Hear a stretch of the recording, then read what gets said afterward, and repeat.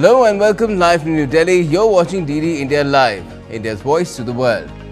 I'm Gautam Roy, and coming up in the next 30 minutes, Russian President Vladimir Putin terms Russia and India's relationship has unique quality of trust, stressing that India is a natural ally and partner.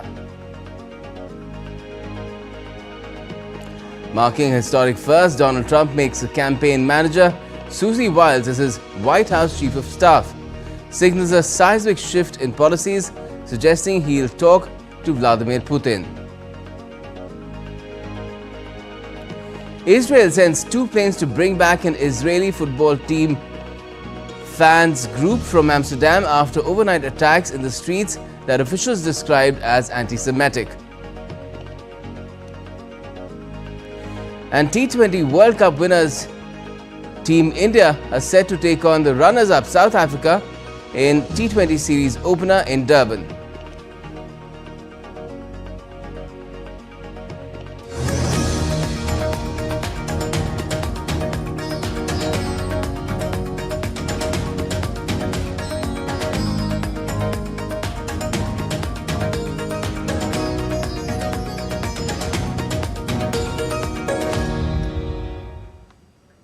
Well, first up, Russian President Vladimir Putin has emphasized that India and Russia are natural allies and partners for decades. President Putin was addressing the Valdai Discussion Club in Sochi on Thursday. Calling India a great nation, Putin noted that cooperation between Moscow and New Delhi is expanding across all sectors. India is our natural partner and ally for decades. It has been so for decades, and I think everyone knows fully well what kind of role was played by the Soviet Union and Russia in India acquiring its independence, the way we supported the Indian nation for decades. Throughout that time, we've built a unique, in its quality and level of trust, relations with the Indian nation, and I can say it directly, in this case, and the way we feel and the way we understand coming from our Indian friends, there is an overall national consensus about the development of relations with Russia, with our country. Putin also talked about the BrahMos missile as an example of India and Russia cooperation. We have good relations in security and military and technical cooperation. Look at how much Russian equipment is in Indian army. We have high level of trust in this sphere. We're not simply selling to India. We're not simply selling our armaments, but we're developing weapon systems together. BrahMos system is very well known. We have made it that could be used in 3 spheres, in sea, in air, and on land. Everyone knows that fully well. There are no questions there, and it causes no irritation, but it testifies to the high level of trust and cooperation. Will continue in the same vein, and I hope that will be in the near future and in the far future as well. And since we're on the subject of Russia, let's also get you this report which takes a look at how the Trump presidency would impact the ongoing conflict between Russia and Ukraine. Donald Trump's victory in the recently concluded US elections is already heralding a new era in American diplomacy. This is likely to have a major impact on the Russia-Ukraine conflict. In a latest interview, Trump told NBC that while he has not spoken with Russian President Vladimir Putin since his victory, but he thinks that the duo will have a conversation. This came after Putin congratulated Trump on winning the polls. Praising Trump for showing courage when a gunman tried to assassinate him, Putin said that Russia was ready for talks with the US president-elect. I was under the impression that during Trump's first term as a president, he was bullied from all sides. They did not let him move. I don't know what will happen now, but what was said concerning the desire to restore relations with Russia to help end the Ukrainian crisis, in my opinion, seems to me to be at least worthy of attention. Notably, Currently, US President Joe Biden had ruled out direct talks with Putin over the Ukraine conflict. Earlier, Trump said that he would end the more than 2-year-old Russia Ukraine conflict within 24 hours after his return to power. Meanwhile, Ukrainian President Volodymyr Zelensky has said that he was not aware of details of Trump's plan to end the conflict quickly, but he was convinced that a rapid end would entail major concessions for Kiev. A ceasefire when there are no security guarantees, clear guarantees, believable guarantees, not some rhetoric ones, guarantees we can believe in. Such guarantees exist. Ceasefires without them is preparation for the continuation of the occupation, ruining our independence and sovereignty. That's the ceasefire talked about today. Zelensky has been opposing the idea of a ceasefire, citing lack of security guarantees. The US under Biden has been Ukraine's major backer. Bureau Report, DD India. And US President-elect has announced his campaign manager Susie Wiles will serve as his chief of staff at the White House. It is Trump's first major appointment since winning this week's election, entrusting a top position to a political operative who helped him win the election. Wiles will be the first woman to serve as White House chief of staff. Wiles is a long-term Florida-based political strategist and is viewed as trustworthy and has got plaudits for helping to manage Trump's successful run for the presidency. Trump chose Wiles over former House of Representatives Speaker Kevin McCarthy, a California Republican who's close to Trump and has been a frequent visitor to Mar-a-Lago. Trump, in fact, in his victory speech, has referred to Wiles as the Ice Maiden. Appreciation for Susie and Chris, the job you did. Susie, come here. Come here, Susie. Chris, come here, Chris. Susie likes to stay sort of in the back, let me tell you. The Ice Maiden, we call her the Ice Maiden. Come here, Chris. Come here, Chris. Susie likes to stay in the background. She's not in the background. Come here, Susie. And US Secretary of State Antony Blinken has appointed Ambassador Stephen Mull to coordinate the transition to Donald Trump's administration on behalf of the State Department, though the State Department has not yet made contact with the Trump transition team. Spokesperson Matthew Miller said that Blinken intends to use his remaining time in office to make tangible progress on a number of critical issues, including on competition with China, ensuring Ukraine is in the best possible position for success, and bringing an end to the fighting in Lebanon and Gaza. Over the past 2 days, Secretary Blinken has been meeting with people from across the department to discuss the work ahead of us over the next 74 days between now and January 20th. In those meetings, he has emphasized 2 points. First, the peaceful transfer of power is an essential element of our democracy that is vital to our nation's security. That's why it's so important for us to conduct a smooth, efficient, and professional transition process. The Secretary has appointed Ambassador Stephen Mull, a distinguished member of the State Department family, to coordinate these efforts on behalf of the department. Ambassador Mull will work with the President-elect's team to ensure as successful a transition as possible. Well, Donald Trump has been choosing his team, with Susie Wiles appointed first woman chief of staff. Now, what's more, Indian Americans like Kash Patel and Tulsi Gabbard are also being considered for important appointments. DD India's Amritpal Singh tells us more from outside Mar-a-Lago, from where all the buzz has been originating. Go ahead, Amrit. Oh, Donald Trump is right behind me here at Mar-a-Lago, closeted with his team of strategists to choose his next team or his cabinet. Major appointments. As you know, President Biden has already invited him to the White House, which he said that he'll be doing that shortly. He hasn't done it as of now. That's almost customary here. The incumbent president invites the president-elect to work with him as a transition team. What happens here is that the president-elect becomes the president only in January next year.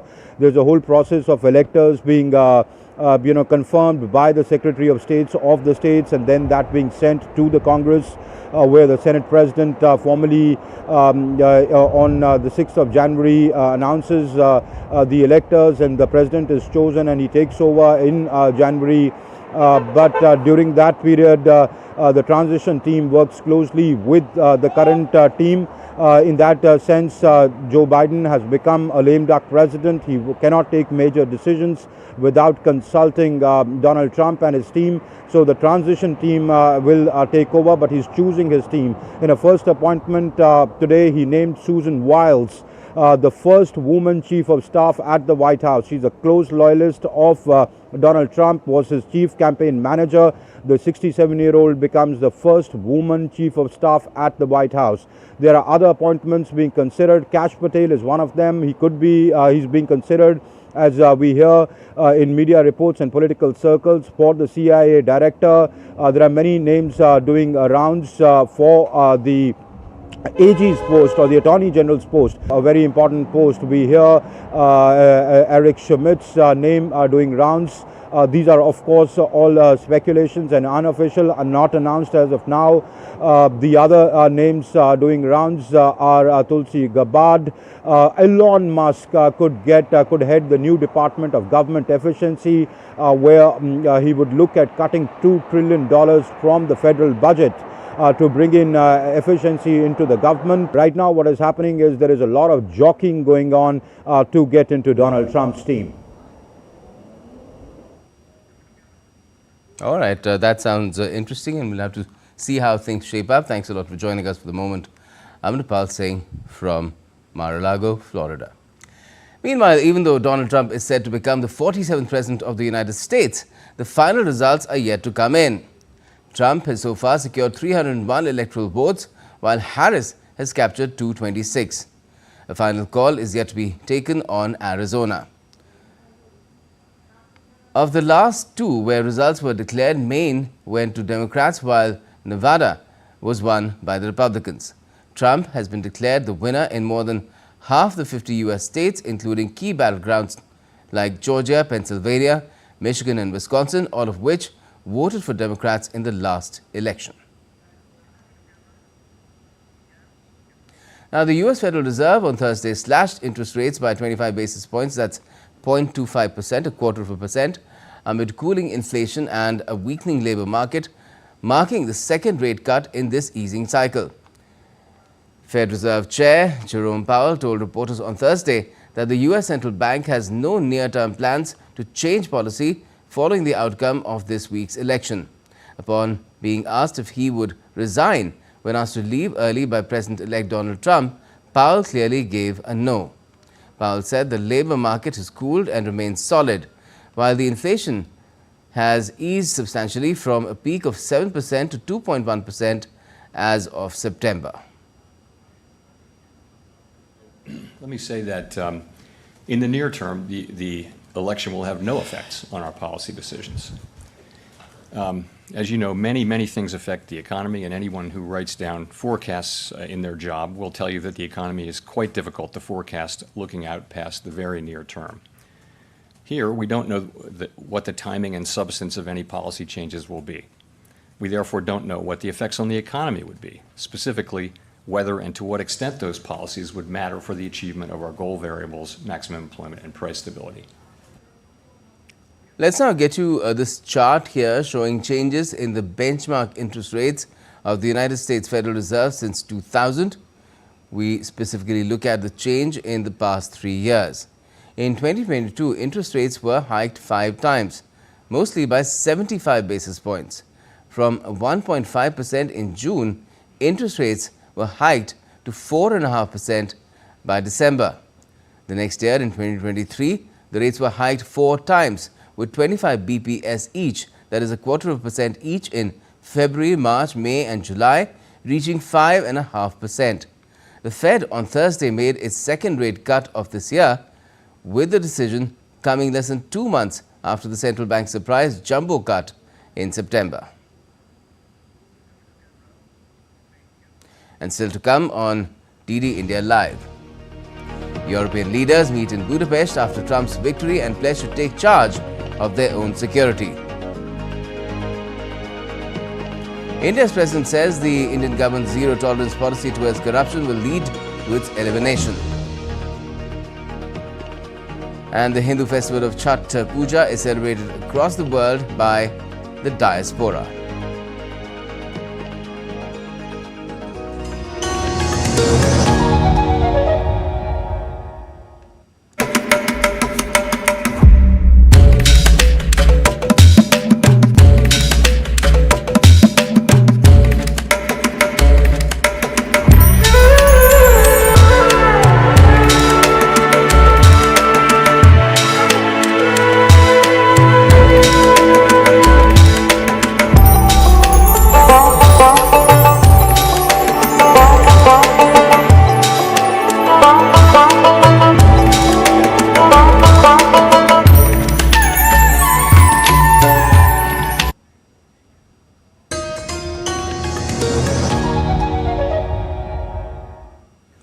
Welcome back. You're watching DD India Live. I'm Gautam Roy. India's External Affairs Minister Dr. S. Jaishankar is in Singapore on the second leg of his two-nation visit, where he addressed the 8th roundtable of ASEAN-India network of think tanks, emphasizing the importance of advancing regional connectivity in the light of recent global events, highlighting some of India's initiatives like trilateral highway to Southeast Asia, the India-Middle East-Europe corridor, and the International North-South Transport Corridor. He added that both sides are also actively discussing developments in digital and energy connectivity. Recent conflicts and extreme climate events have only underlined the case for new connectivity initiatives. Where India is concerned, the trilateral highway to the east, the India-Middle East-Europe Economic Corridor, IMEC, and the International North-South Transport Corridor, INSTC, are major commitments. Understanding their implications is key to exploiting the opportunities they could present. Digital and energy connectivity have also been the subject of recent conversations, especially between India and Singapore. Beginning the day, the External Affairs Minister met Deputy Prime Minister and Minister for Trade and Industry, Gan Kim Yong. Both sides discussed taking forward contemporary India-Singapore partnership with a focus on industrial parks, green energy, skilling, innovation and semiconductors.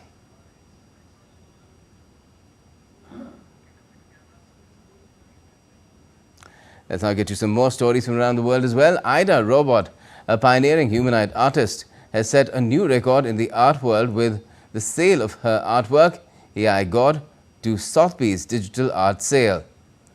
The large-scale portrait of Alan Turing fetched an astonishing $1.32 million. The sale marks the first time a humanoid robot's artwork has been sold at an auction.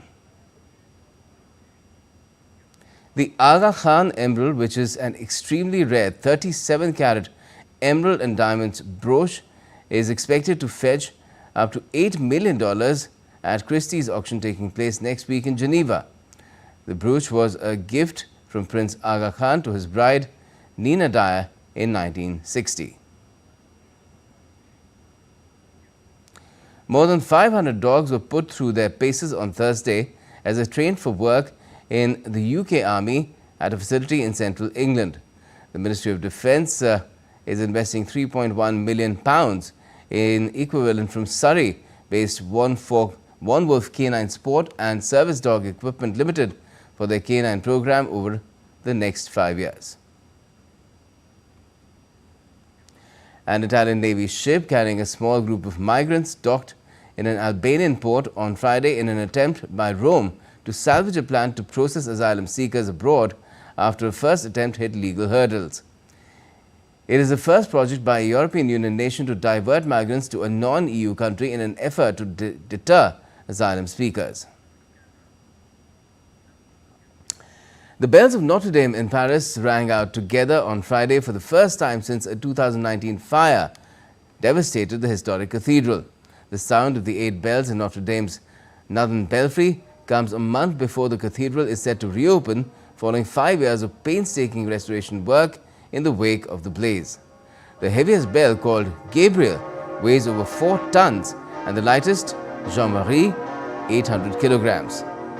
A weekend of ceremonies will be marking Notre Dame's reopening on the 7th and 8th of December.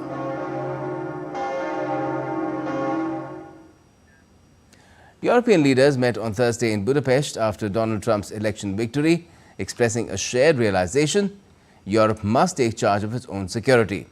Hungarian Prime Minister Viktor Orbán, speaking after the summit with over 40 European leaders, underscored a critical shift. He said, and I quote, "We cannot wait for the Americans to protect us," unquote. Now, this gathering of the European political community saw leaders weighing varied opinions, but ultimately finding common ground, a call for Europe to act independently to ensure its peace and security. There was an agreement that the American election results should be reacted to. We need to know that big changes are coming and we need to react to it. There was an agreement that there should be peace in Europe as soon as possible. There was an agreement that Europe should assume greater responsibility for its own peace and security in future. To put it even more bluntly, we cannot expect Americans to be the only ones to take care of us. Now, this gathering of European leaders has taken place amid a German government crisis following the collapse of Germany's ruling coalition when Olaf Scholz sacked his finance minister. Now, joining us with more is DW's Chiponda Chimbelu to talk about it. Chiponda, tell us how have EU leaders reacted to the government collapse in Berlin? EU leaders are meeting for a summit in Budapest, and most of them have expressed little concern publicly about the ongoing government crisis in Germany. Now, some of those who spoke with DW off the record said that they see this as an opportunity for Germany to move forward with a government that is clear about what it wants to do. Now, the three-party coalition in Berlin had sent mixed signals to EU lawmakers. And the bloc wants to see clear messaging because it may need more collaboration with a Trump administration in Washington next year. And Chiponda, just tell us how significant is Germany for the entire EU economy? It's the biggest one in all EU countries, isn't it? Germany is Europe's industrial powerhouse, and it is also the continent's biggest economy. As a result, it is by far the bloc's biggest net contributor, contributing as much as 20 billion euros annually to the EU budget since Brexit. So its political and economic crises are being felt on the continent. Now, the EU wants to see Germany do better, both politically and economically. And of course, this isn't just about the economy, it's also about security in Europe. Now, one of the reasons why the German government collapsed is because there was disagreement over spending and military aid to Ukraine. Now, this is why the idea of early elections is a welcome one for some EU leaders. They know that dealing with a German government that is spending less time holding discussions about urgent decisions may be more effective in the long run. And of course, it would also be essential for putting up a response to anything that the Trump administration may throw at them. Now, that's why the EU plans to deal how the EU plans to deal with Trump is also, of course, being discussed at the summit in Budapest. India's President Draupadi Murmu has graced the Vigilance Awareness Week 2024 event in New Delhi. And speaking on the occasion, the President expressed confidence that the Government of India's policy of zero tolerance against corruption will eradicate corruption from its roots.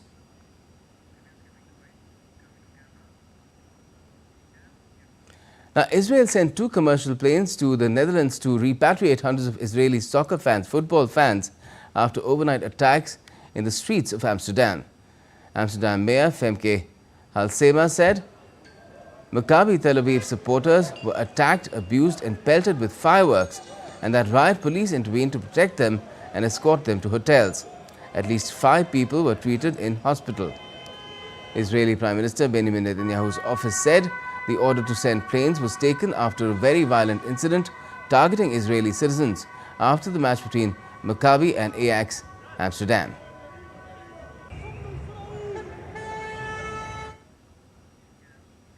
And European Commission President Ursula von der Leyen has condemned the attacks on fans of the Israeli football team. Von der Leyen posted on X saying, and I quote, "Outraged by last night's vile attacks targeting Israeli citizens in Amsterdam, I strongly condemn these unacceptable acts. Anti-Semitism has absolutely no place in Europe, and we are determined to fight all forms of hatred." Meanwhile, German Foreign Minister Annalena Baerbock also voiced her shock and disgust. She said, and I quote, "The pictures from Amsterdam are terrible and deeply shameful for us in Europe. The outbreak of such violence against Jews crosses all borders. There is no justification for this. Jews must be safe in Europe." End quote. And the United Nations also reacted on the incident and said it was deeply troubled by the clashes in Amsterdam. We've seen these very troubling reports. Nobody should be subjected to discrimination or violence on the basis of their national, religious, ethnic, or other origin. We understand, as you point out, that authorities have launched an investigation into this incident. Now, sports really, we will talk about sports, although that story was related to sports, but not quite. Now, the young Indian squad, captained by Suryakumar Yadav, will look to make a mark as they take on South Africa in the first match of the 4-match T20I series on Friday. This is a clash between the winners of the T20 World Cup, which took place earlier this year, and the runners-up.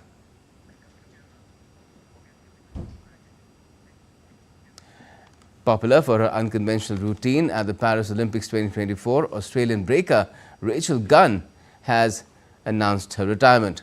Gunn, also known as Ray Gunn, was trolled and criticized for her routine in Paris, which also led to conspiracy theories about her qualification for the event.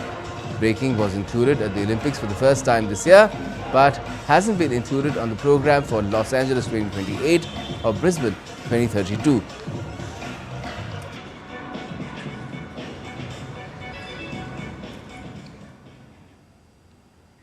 Ray Gunn's clarified also that she's not exactly retiring, it's just that she will not compete at the kind of levels that she did earlier this year, that is at the highest, which is the Olympics. Now we're leaving you with some images of Chhath Puja, where devotees honor the sun god around the world and pray for prosperity. Have a good day ahead and keep watching DD India for all the latest.